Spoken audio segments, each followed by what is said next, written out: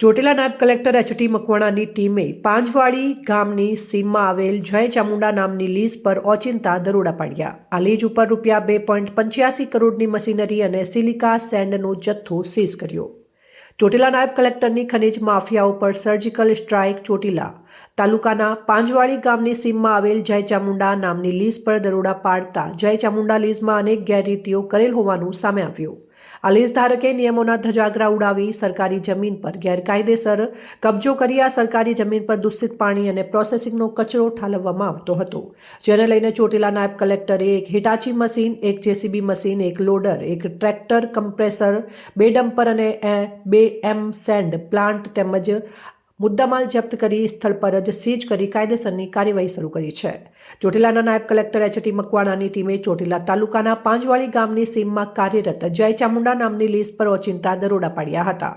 આ કાર્યવાહીમાં તંત્રે તપાસ દરમિયાન ₹2.85 કરોડની કિંમતના અત્યાધુનિક મશીનો અને વાહનો જપ્ત કરવામાં આવતા ખનીજ માફિયાઓના મનસૂબા પર પાણી ફરી વળ્યું છે।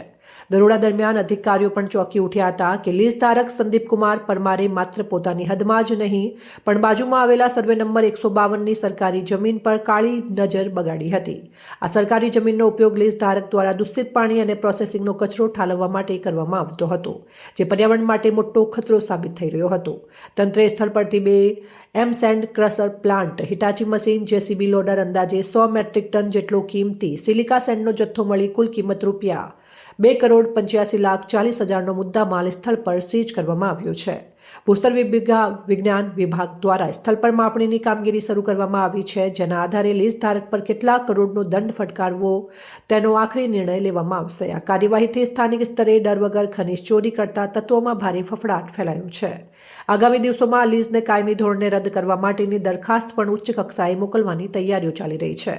નાયબ કલેક્ટરની આ આકસ્મિક કાર્યવાહીએ સાબિત કરી દીધું છે કે સરકારી મિલકતને નુકસાન પહોંચાડનારા ખનીજ માફિયાઓને હવે છોડવામાં આવશે નહીં।